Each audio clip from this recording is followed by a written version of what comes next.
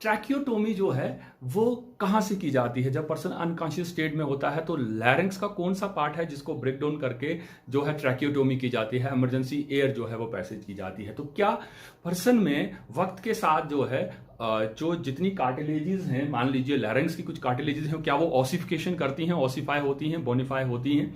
और तीसरा, क्या लैरिंक्स में सिर्फ वॉइस बॉक्स होने से आवाज पैदा हो जाती है या किसी और चीज की भी वहां जरूरत पड़ती है? So hi, myself Bhupinder Singh. Today I am going to discuss with a new topic associated with the human respiratory system, that is next part, larynx, which is also known as voice box. तो ये larynx क्या है, larynx को हम detail में जो है वो देखेंगे थ्रू दिस स्लाइड्स। तो लैरिंक्स एक कनेक्शन है, हम यूं कहें, pharynx to that of the trachea. Trachea और फेरिंक्स के बीच का कनेक्शन है। लैरिंजोफेरेंजियल एरिया जो है उसको हम जो है वो क्या कह रहे हैं, लैरिंक्स कह रहे हैं। और लैरिंक्स जो है ये अगर हम इसको दिमाग के, तो यहां आप देखेंगे, यहां तक हमने पढ़ लिया था, ये थी हायोइड बोन, ठीक है, हायोइड बोन, ये थी एपिग्लॉटिस, ठीक है। इसी एरिया से नीचे C4 से लेके C6 तक के ये सर्वाइकल वर्टिब्रास है, पीछे C4 C3 सर्वाइकल, C से सर्वाइकल है। तो यहां तक का एरिया जो है उसको हम क्या कह रहे हैं, इस एरिया को हम कह रहे हैं क्या, लैरिंक्स का पार्ट। और लैरिंक्स किस किस से मिलके बना है इसको हम डिटेल में देखेंगे। तो आप हाइपोथेटिकली एक ये थोड़ा सा चीज को दिमाग में रख लीजिएगा कि यहां से लेके C4 से C6 के एरिया एंटीरियर, ये रहा आपका क्या, ट्रैकिया, विंड पाइप, और ये रहा पीछे आपका क्या, इसोफेगस, ठीक है। इतने पार्ट को याद रख लीजिएगा। ये दोबारा से अगर हम इसको देख लें, फिर से जहन में लाइए, ये पीछे जो पार्ट है ये, this is oesophagus, that is आपकी एयर फूड पाइप, और ये रही आपकी विंड पाइप। और यहां पे जो है वोकल कार्ड्स वगैरह देखेंगे आप, ये हायोइड बोन की मैं बात कर रहा था, डिफरेंट टाइप। तो लैरिंक्स क्या है, it provides a protective sphincter and the inlet of the air passage and responsible for voice production। आवाज पैदा करने के लिए इट इज सिचुएटेड, कहां सिचुएट करता है, below the tongue and hyoid bone, connected between the pharynx and the trachea, located in mid line and opposite of the 4th to 6th vertebra. चौथी से 6वीं वर्टिब्रा के बीच में, मैंने कहा 4 से 6 के बीच में, इस टंग, ये रही टंग, टंग से नीचे का पार्ट, ये रही एपिग्लॉटिस, ये हायोइड बोन, यहां से ये एरिया शुरू होता है, यहां तक का एरिया इसको हम कह रहे हैं। अब ये है क्या, मेजरमेंट्स अगर मेल और फीमेल में देखें तो ये वेरी करती है। मेल में अगर हम कहें तो 44 मिलीमीटर है और फीमेल में 36 मिलीमीटर है। मेल में ऐसा क्यों है, मेल में जो सेक्स हार्मोन्स है ड्यूरिंग प्यूबर्टी वो ज्यादा एक्ट करते हैं इसके ऊपर, इसको थिकर कर देते हैं। दैट्स वाई जो है साउंड प्रोडक्शन लो पिच्ड वॉइस मेल में रहती है, हाई पिच्ड वॉइस जो है फीमेल में रहती है। प्यूबर्टी में ये जाके चेंज होता है कहीं। तो एक फ्रेमवर्क देख रहे हैं पूरे लैरिंक्स का, लैरिंक्स के फ्रेमवर्क को अगर हम गो थ्रू करें तो ये एक हायोइड बोन, ये रही टॉप पे, ठीक है, 9 कार्टिलेजेस, ठीक है, देखेंगे हम कौन कौन सी हैं, 9 कार्टिलेजेस को डिस्कस करेंगे। और कुछ जॉइंट्स हैं, लिगामेंट्स हैं, कुछ मेम्ब्रेन्स हैं, प्लस मसल्स हैं। ये मसल्स और इनके ऊपर इतना नहीं जाएंगे, हम सिर्फ कार्टिलेजेस के ऊपर डिस्कस करेंगे। और मसल्स में आपको ब्रीफ कर दूंगा।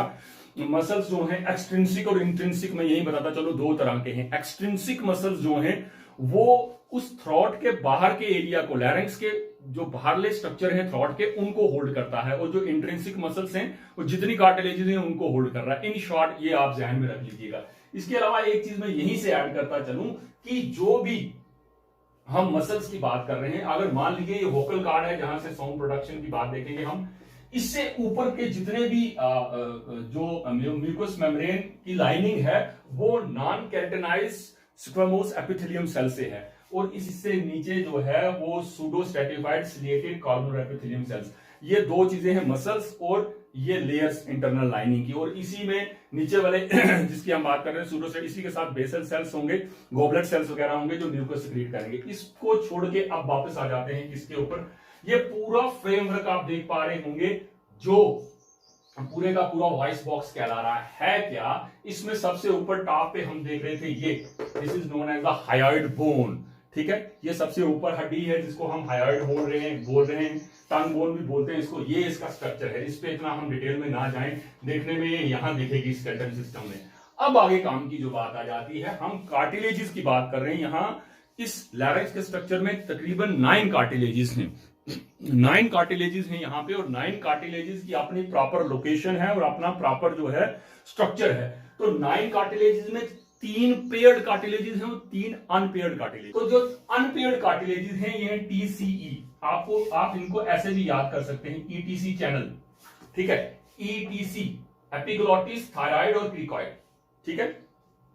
इनमें ये जो कार्टिलेजेस हैं, इन कार्टिलेजेस की अपनी बनावट भी है भाई, जैसे थायराइड कार्टिलेज है, क्रिकॉइड कार्टिलेज है और एपिग्लोटिस है। ये बनी है हाइलाइन कार्टिलेज से, ये भी हाइलाइन कार्टिलेज है। क्यों बता रहा हूं, आगे देखिए ओसिफिकेशन की बात जो मैंने की थी।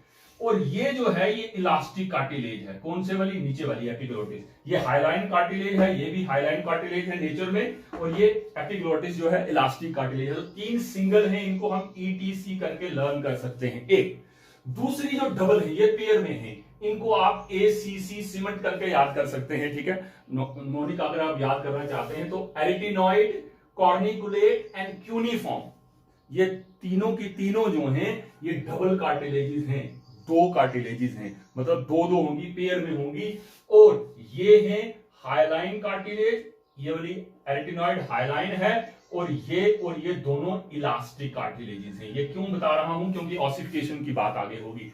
तो ये था कि इसमें 3 पेयर्ड और 3 अनपेयर्ड, टोटल 9 कार्टिलेजेस जो हैं वो यहां पे लोकेट करती हैं। नेक्स्ट चलते हैं, अब किसमें ऑसिफिकेशन हो रही है। कहता है थायराइड, क्रिकॉइड और एरिटिनॉइड, ये कार्टिलेजेस जो क्या हैं, इलास्टिक नहीं है, जो हाइलाइन कार्टिलेजेस हैं, इनमें ऑसिफिकेशन होती है 20 इयर्स के बाद, और अप टू 65 तक जो है ये ऑसिफाई हो जाती है। जो मैंने क्वेश्चन पूछा था क्या ऑसिफिकेशन होती है, लेकिन ये एपिग्लोटिस, कॉर्निया और क्यूनिफॉर्म, इनमें जो है ऑसिफिकेशन नहीं होती, क्योंकि ये इलास्टिक कार्टिलेज हैं। हाइलाइन कार्टिलेजेस के ऊपर जो है वो ऑसिफिकेशन होती है।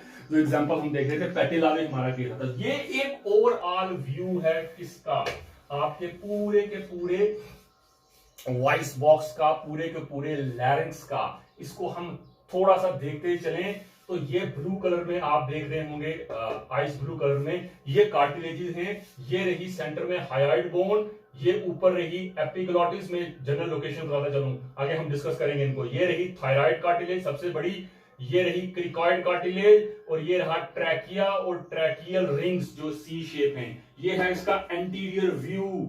अगर इसी को पलट के देखें, पोस्टीरियर व्यू देखें, तो ये देखिए एपिग्लोटिस जो यहां पे थी ये दिख रही है पूरी लीफ शेप स्ट्रक्चर। ये इसी के बैक साइड अगर थायराइड को देखें तो ये थायराइड है, ये देखिए कार्टिलेज, ये थायराइड आई हुई है। और ये क्रिकॉइड जो रिंग शेप ये नीचे वाली है, इसको भी हम यहां देख सकते हैं, क्रिकॉइड कार्टिलेज। और उसके अलावा इसके साथ जुड़ी हुई एरिटिनॉइड, कॉर्निकुलेट, क्यूनिफॉर्म, ये आगे डिटेल में देखेंगे। और इसी को अगर हम कहीं इसकी सेक्शन में जाके देखें तो साइड में आपको ये दिख रही होगी लीफ, ये ऊपर रही हायोइड बोन, ये लीफ शेप स्ट्रक्चर आपको दिख रहा होगा एपिग्लोटिस का, ये रिंग शेप स्ट्रक्चर आपको दिख रहा होगा क्रिकॉइड कार्टिलेज का, और ये आपको दिख रहा होगा कौन सा, सबसे बड़ी कार्टिलेज, थायराइड कार्टिलेज। अब ये एक बार फिर से इसको ओवरव्यू कर लीजिए। टॉप पे रही एपिग्लोटिस, अगर इसका आप एंटीरियर व्यू देख रहे हैं, एपिग्लोटिस, ये हायोइड बोन पूरे की पूरी, ये थायराइड कार्टिलेज जो सीधी सीधी सामने नजर आ रही है, थायराइड कार्टिलेज को डिस्कस करेंगे हम क्या है ये। और इसी के नीचे रिंग शेप पूरी की पूरी, that is your cricoid cartilage जो रिंग शेप है। और ये रहे नीचे ट्रैकिया, ट्रैकियल रिंग्स। अब इस एपिग्लोटिस, हायोइड और थायराइड कार्टिलेज 3 और ये क्रिकॉइड कार्टिलेज, ये सामने सामने दिखती हैं अगर फ्रंटल व्यू हो तो मैं कह रहा हूं कि हायोइड बोन और थायराइड कार्टिलेज के बीच में मेम्ब्रेनस स्ट्रक्चर है जिसको थायरोहायोइड मेम्ब्रेन कहते हैं। ठीक है, मैं अब वो आंसर बताने वाला हूं कहां से हम जो है ट्रैकियोटोमी कर सकते हैं। तो थायराइड कार्टिलेज और नीचे क्रिकॉइड के बीच में ये मेम्ब्रेनस स्ट्रक्चर है जिसको क्रिकोथायराइड मेम्ब्रेन कहते हैं। इसी तरह क्रिकॉइड और नीचे ट्रैकिया के रिंग्स हैं, अब ये इसके बीच में भी स्ट्रक्चर है जिसको क्रिकोट्रैकियल मेम्ब्रेन कहते हैं। ये होगी थायरोहायोइड मेम्ब्रेन, ये क्रिकोथायराइड मेम्ब्रेन और ये क्रिकोट्रैकियल मेम्ब्रेन। तो इमरजेंसी के टाइम यहीं से ब्रेक करके हम जो है वो इमरजेंसी के टाइम जो है ऑक्सीजन सप्लाई कर सकते हैं पर्सन को। तो ट्रैकियोटोमी इसी को मैं कह रहा था, इसी को ब्रेक डाउन करके जो है वो अंदर एंटर किया जा सकता है, क्या ऑक्सीजन वगैरह जो है दी जा सकती है। दूसरा, अब हायोइड बोन में इसको अगर हम कहीं इसका लेटरल व्यू देखें तो ये देखिए वो ऊपर पे फिर रही एपिग्लोटिस, ठीक है, ये थायरोहाइड मेम्ब्रेन वापस रही। फिर ये सेक्शन आई हुई है साइड पे किसकी, थायराइड कार्टिलेज की, जो सबसे बड़ी कार्टिलेज है, और ये आई हुई है क्रिकॉइड कार्टिलेज की। ये फिर नीचे रिंग्स दिख रहे हैं। इसको अगर पोस्टीरियर साइड से देखें हम, पोस्टीरियर व्यू में भी आप ये देख सकते हैं, टंग शेप, एपिग्लोटिस, ये हाइड बोन, ये वो मेम्ब्रेन, और ये पूरी की पूरी ये पूरी थायराइड, ये देखिए थायराइड कार्टिलेज। इसके नीचे ये रिंग शेप जो थी आपकी, दैट इज क्रिकॉइड कार्टिलेज, और इसके ऊपर एरेटिनॉइड दिख रही है। इसको आगे जाके डिटेल में देखेंगे। अब एक और सेजिटल सेक्शन सेंटर में से काट के भी देखें तब भी आपको ये एपिग्लोटिस दिख रही है, ये आपको थायराइड जो है कार्टिलेज दिख रही है, ये कॉर्निकुलेट आर्टिकुलेट दिख रही है, आर्टिनॉइड कार्टिलेज, और उसके ऊपर कॉर्निकुलेट दिख रही है।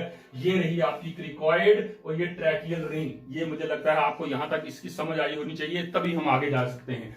अब हम कोरोनल सेक्शन अगर काट के देखें तब भी हमें बैक से दिखेंगे, ये कार्टिलेज साइड से दिख रही है, ये बीच का एरिया दिख रहा है, इसको बाद में देखेंगे। First one is the thyroid cartilage, it is the largest cartilage of the larynx. कौन सी है, हाइलाइन कार्टिलेज है, that meets in the middle line in the prominent V angle, so called Adam's apple. कहां ये we angle बन रहा है जिसको हम एडम्स एप्पल कह रहे हैं, प्रोमिनेंस कहां है, it lies between C4 cervical 4th vertebra से सर्वाइकल 6th वर्टिब्रा के बीच दिखती है। ये रहा इसका स्ट्रक्चर, इसका एंटीरियर व्यू और पोस्टीरियर व्यू, और ये नॉच दिख रही है, ये प्रोमिनेंस जो बाहर आया हुआ है, इसको हम एडम्स एप्पल बोलते हैं, दैट इज लैरेंजियल प्रोमिनेंस बोलते हैं इसको।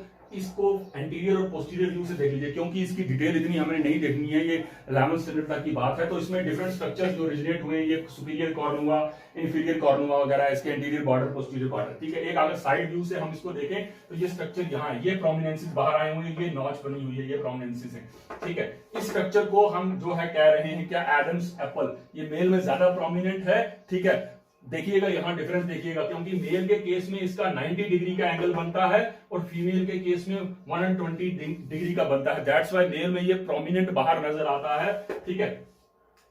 इसको ये देखिए, ये बाहर आके मेल में जो है यहां सामने दिख रहा है, इसलिए हम इसको क्या कह रहे हैं, एडम्स एप्पल कह रहे हैं, ठीक है। ये थी पहली कार्टिलेज की बात, जिसको हमने क्या कहा, थायराइड कार्टिलेज, सबसे बड़ी कार्टिलेज जो थी। कार्टिलेज सेकंड कार्टिलेज, तो क्रिकॉइड कार्टिलेज सेकंड कार्टिलेज है, ये रिंग शेप कार्टिलेज है। This cartilage is form from hyaline cartilage है ये बनावट में, and shape like a signet ring, अंगूठी की तरह। It lies below the thyroid cartilage, thyroid cartilage के बिल्कुल नीचे दिखती है। It lies in at C6 cervical 6 vertebra के पास। ये रही ये रिंग शेप, ये रही थायराइड कार्टिलेज, इसकी बात कर रहा था, सबसे बड़ी ये उसके प्रोमिनेंस, उसके नीचे ये रिंग शेप स्ट्रक्चर, ये देखिएगा, ये यहां नजर आ रही है। इसको थोड़ा सा और अगर डिटेल में देखें तो ये स्ट्रक्चर में कुछ इस तरह से दिखती है। ये इसका आर्क है, अगर इसको एंटीरियर व्यू देखें तो इस तरह से, पोस्टीरियर व्यू देखें तो इस तरह से, और मीडियल सेक्शन में कहीं देखें तो इसकी पोजीशन जो है वो ये है, ये रही इसकी पोजीशन, ठीक है। ये रिंग शेप स्ट्रक्चर है जिसको हम क्रिकॉइड कार्टिलेज कह रहे हैं, ठीक है।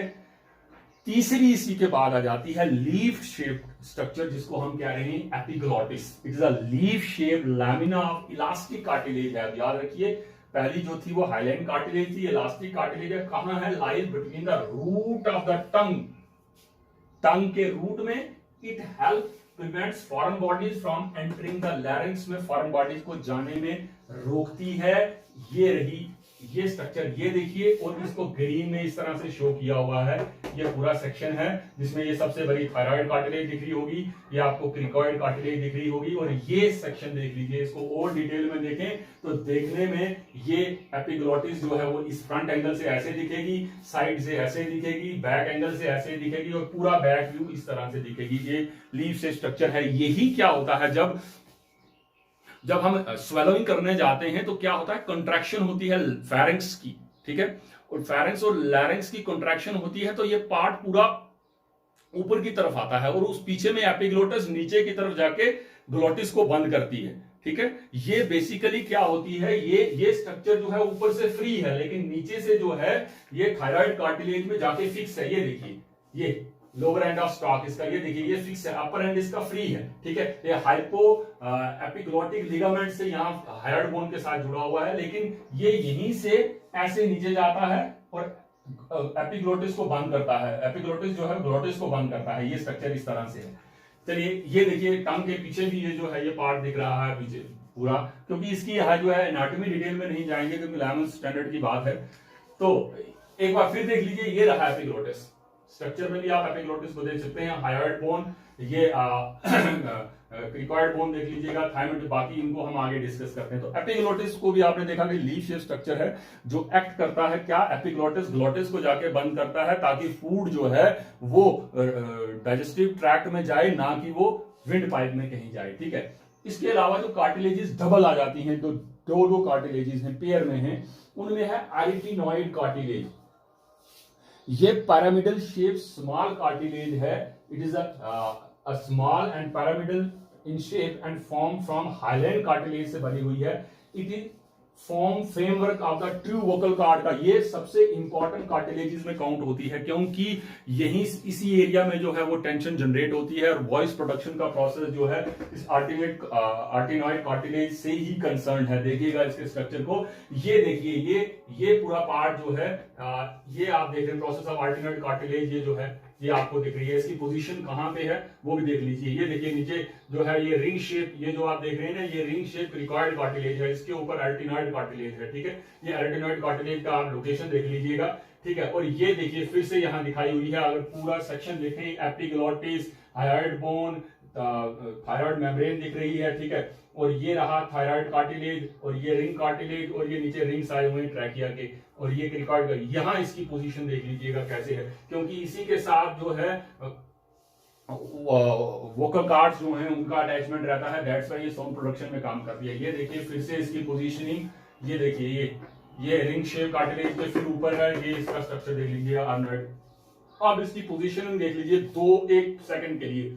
ये पूरा ये स्ट्रक्चर यहां से लेके यहां तक ये थायराइड कार्टिलेज है, ये पूरी थायराइड कार्टिलेज है यहां, और इसी के अंदर दूसरी आप देख रहे हैं क्रिकॉइड कार्टिलेज। ये देखिए ये पहले अरेंजमेंट देख लीजिए, थायराइड कार्टिलेज, क्रिकॉइड कार्टिलेज, ठीक है। इस क्रिकॉइड कार्टिलेज के ऊपर जो है आप देख रहे हैं एरिटिनॉइड कार्टिलेज, ये पूरा पार्ट, ये एरिटिनॉइड कार्टिलेज, और उसके ऊपर एक और थी कॉर्निकुलेट।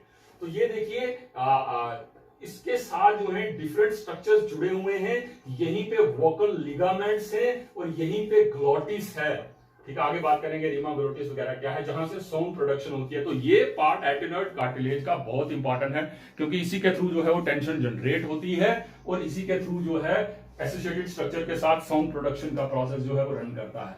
अब बाकी दो जो पेयर में थी, कॉर्निकुलेट एंड क्यूनिफॉर्म। कॉर्निकुलेट को हम क्या कहते हैं, इसको हम सेंटोरिनी भी बोलते हैं।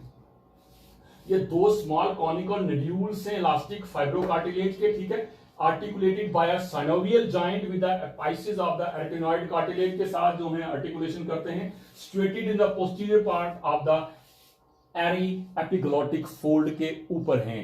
आपने पीछे भी देखा, यहां भी देखा, ये देखिए ये इसके ऊपर टॉप के ऊपर, ये देखिए ये कॉर्निकुलेट जो है आर्टिनॉइड कार्टिलेज के ऊपर जो है वो लोकेट करती हैं। अगर साइड व्यू से देखें तो फिर देख लीजिएगा, ये रही आपकी क्या एरिटिनॉइड, और उसके ऊपर ये रही आपकी ये structure that is corniculate cartilage, जिसको कार्टिलेज ऑफ सेंटोरिनी भी बोलते हैं। और इसी के ऊपर रॉड शेप स्ट्रक्चर, ये देखिएगा 2 कार्टिलेजेस पेयर में और है, एक तो हमने ये कह दिया, ये दोनों सेंटोरिनी है, और ये देखिए ये दोनों दैट इज क्यूनिफॉर्म कार्टिलेज, जिसको हम रिसबर्ग कार्टिलेज भी बोलते हैं। ये इनका अरेंजमेंट है, यहां देखिए फिर ये वोकल कार्ड्स की बात है, ये आगे करेंगे। तो इनका अरेंजमेंट आपने देख लिया कि ये कहां कहां जो है वो लोकेट करती हैं। फिर देख लीजिएगा ये सबसे बड़ी कार्टिलेज दैट इज थायराइड, ये क्रिकॉइड, एरिटिनॉइड, कॉर्निकुलेट और क्यूनिफॉर्म इसी के साथ कहीं जो है वो दिखती है। The vocal card is the mobile fold on each side of the larynx and is concerned with the voice production. कहता है वोकल कॉर्ड क्या है, मोबाइल फोल्ड है लैरिंक्स के दोनों तरफ, और ये रिस्पॉन्सिबल है आवाज ध्वनि पैदा करने के लिए। It is avascular and white in colour, ठीक है। इनमें जो है वेस्कुलरिटी कम है, नहीं है, और इसके साथ ये कलर में व्हाइट है। The vocal cord move with respiration and it's white in colour, is easy seen when viewed with laryngoscope, से दिखने में आसानी से दिख जाता है, देखेंगे अभी हम। The gap between the vocal card is called glottis, इनके बीच में जो गैप है उसको हम ग्लोटिस कहते हैं, which represent the narrowest part of the larynx. Larynx का सबसे टाइटन नैरोएस्ट पार्ट जो है वही होता है। अगर आप ध्यान से देखें फिर इस स्ट्रक्चर को, तो यहां फिर देख लीजिएगा वोकल कार्ड्स की बात ये कर रहा था, ये true vocal cords and false vocal cord, false ऊपर हैं, ट्रू वोकल कार्ड्स नीचे हैं, ये इन्हीं की फोल्डिंग है। इस स्ट्रक्चर को अगर आप फिर से स्टार्टिंग में हम जाके देखें, एक डायग्राम हमने लगाई थी और उसको छोड़ दिया था, ये स्ट्रक्चर, ये देखिए, ये वोकल फोल्ड्स, ये देखिए वोकल फोल्ड्स हैं, और इन्हीं वोकल फोल्ड से जो है जब प्रेशर के साथ हवा बाहर निकलेगी तो आवाज पैदा होगी। वही बात है, आवाज क्या हवा के बाहर निकलने से ही पैदा हो जाएगी। तो यहां देखिए ऊपर वाले फोल्ड को हम जो है वेस्टिबुलर फोल्ड बोलते हैं और नीचे वाले को वोकल फोल्ड बोल रहे हैं। ये ट्रू वोकल कार्ड और फॉल्स वोकल कार्ड, इनके बीच में जो स्पेस है इसको हम रीमा ग्लोटिटिस बोलते हैं। तो अब जितनी भी प्रेशर से फोर्स से बात कर रहे हैं तो वो क्योंकि जब आप बात कर रहे हैं तो वाइब्रेशन हो रही है, तो क्योंकि बात हम एक्सपिरेशन में करते हैं, इंस्पिरेशन में बात नहीं करते हैं, सांस छोड़ते हुए बात करते हैं, सांस लेते हुए। तो जितनी आप प्रेशर से फोर्स से सांस छोड़ रहे हैं वो फोर्स से जो एयर जो है इन्हीं चीजों के साथ टकरा रही है और that results into production of sound. आवाज जो है तभी पैदा हो रही है। क्या सिर्फ यहां, मैंने क्वेश्चन भी पूछा था, क्या यहां सिर्फ टकराने से आवाज निकल जाती है? नहीं, उसके बाद सर्टेन रेजोनेटर्स हैं, फेरिंक्स है, लैरिंक्स है, आपका जो साइनसेस हैं ये, और साथ में मसल्स हैं आपके माउथ में, डिफरेंट मसल्स हैं जैसे टंग है, चीक है, पैलेट है, ठीक है, इनके मसल्स उसको जो है और मॉडिफाई करते हैं, तभी आपको आवाज जो है सुनाई देती है, ध्वनि सुनाई देती है। तो एक रफ वोकल कार्ड्स का opening breathing, vocal cords open during breathing to allow air into the lungs, यही ओपन होते हैं तो हवा अंदर जाती है, ठीक है। और इन्हीं से जब आप एक्सपिरेशन में बात करते हैं, जब फोर्सफुल जो है एयर इसके ऊपर स्ट्राइक करती है तो तब हमारी साउंड प्रोडक्शन होती है। फीमेल के केस में ये थिन होते हैं, मेल के केस में हार्मोनल एक्शन की वजह से ये बहुत ज्यादा जो है वो स्ट्रांग थिक हो जाते हैं। दैट्स वाई जो मेल की आवाज है वो जो बहुत ज्यादा भारी होती है, उनकी जो है लो पिच वॉइस होती है एज कंपेयर टू फीमेल। तो यहां एक ओवरव्यू फिर आप देख लें, मैं इसको क्लोज करूं, यहां फिर देख लीजिएगा, ये रहा एपिग्लोटिस का पार्ट, ठीक है, ये आप स्ट्रिंग्स देख रहे हैं व्हाइट कलर के, इनको वोकल फोर्ड्स कह रहे हैं। ये अंदर से ट्रैकिया के रिंग्स आपको दिख रहे होंगे, बाहर आपको आर्टिनेट कार्टिलेज, आर्टिनॉइड कार्टिलेज ये दिख रही होगी, और इसी के साथ क्यूनिफॉर्म कार्टिलेज ये दिख रही होगी। इसके पीछे जो वो खाली एरिया है इसको हम पेरिफॉर्म रिसेस कहते हैं, और अंदर ये वेस्टिबुलर फोल्ड आपको दिख रहा होगा। तो ये पूरा स्ट्रक्चर जो है वो वॉइस प्रोडक्शन में कहीं हेल्प करता है, जिसकी वजह से आवाज आप सुन पाते हैं। तो ये था कि लैरिंक्स जो है वो क्या काम करता है। लैरिंक्स वॉइस प्रोडक्शन का काम करता है, उसकी वॉइस प्रोडक्शन के लिए डिफरेंट टाइप्स ऑफ बोन्स और कार्टिलेजेस रिस्पॉन्सिबल हैं। 9 कार्टिलेजेस देखी हमने, जिसमें 3 पेयर्ड हैं और 3 अनपेयर्ड हैं। हायोइड बोन है, इसके अलावा डिफरेंट एक्सटेंसिव इंट्रिंसिक मसल्स हैं, कुछ थायरोहायोइड मेम्ब्रेन्स वगैरह भी हमने देखी। तो ये पूरा स्ट्रक्चर जो है वॉइस बॉक्स कहलाता है, जिसमें वॉइस प्रोडक्शन का काम जो होता है। सो आई होप कि आपको जो है इन तीनों क्वेश्चंस का आंसर भी मिल गया होगा। और thanks for watching. Thank you.